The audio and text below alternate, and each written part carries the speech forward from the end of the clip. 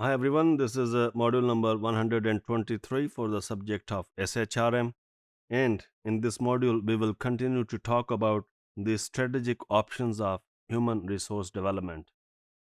Just for your review and connect you back with what we are discussing and where we are in this strategic options for HRD. First, I show you the diagram, the model, and then we move on what we would be discussing and what it is.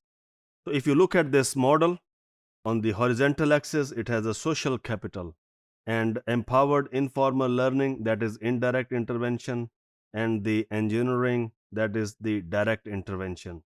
So indirect and direct intervention combination, and we will cover empowered informal learning and engineering, one method of learning, together in this module. So the empowered informal learning, what it is. So empowered, simply that when you empowering other people to learn. So it is informal, that the delegation or the power is transferred or given to individuals. So because it is a social capital, we are talking about that it is not human capital, it is a social capital, not the individual learning. So empowered informal learning is focused on developing the potential offered by social capital.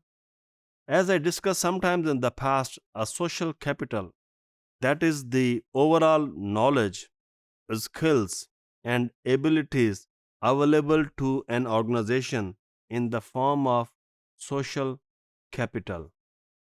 It is very hard to replicate, it is very hard to imitate, or it is very hard for others to copy that if something as a knowledge, skills, and abilities forms a social capital in an organization.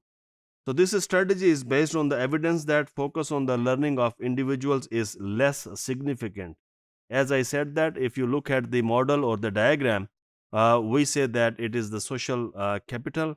So according to this model, the learning of individuals is less important rather than the organizational learning.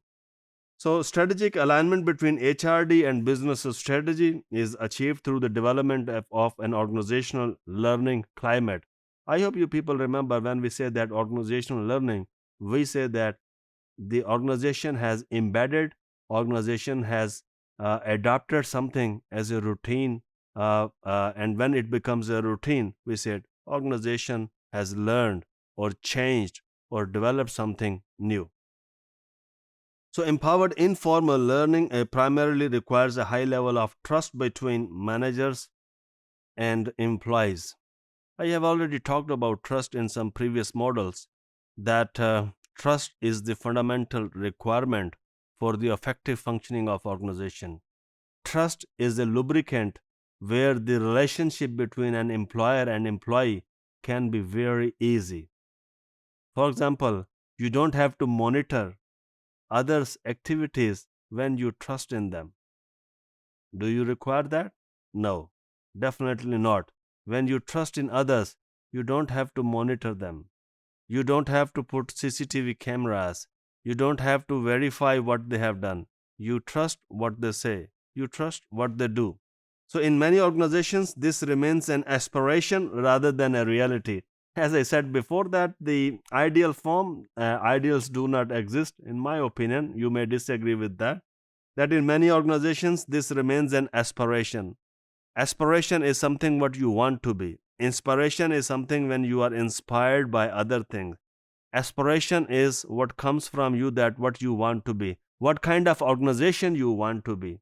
In many organizations, it is an aspiration that there is a complete level of trust between the managers and subordinates. That's why it is an aspiration very hard to achieve. Similarly, on the same model, we are talking about at the bottom right side, that is engineering, and that is a formal method of learning for the social capital. So, engineering means organization is involved, they engineer something and they want you to develop something. So, engineering of learning is focused on OD interventions, OD techniques, OD interventions, organizational development that are intended to develop the social capital. So, according to this definition, you can see here what we mean by social capital. We are talking about it repeatedly. That social capital is the sum of actual and potential resources within available through and derived from the network of relationships. So, the actual and potential resources that are derived out of the social interactions of the employees within an organization, they are derived and they are the outcome of those social interactions. So, lastly, keeping in mind this, what engineering of learning is, social capital is about the development of communities, whether they are a physical community or a virtual community. For example, a group of people in an organization virtually connected, and they share their experiences and their learning. And that is, as I said, quite formal process, because developing those virtual networks is the intervention of the organization, and without that intervention, it might be may not be very robust form of engineering. So, this strategic approach reflects the managerial control, and managers often use it as a vehicle for manipulating employees and persuading them to adopt to an organization's aim.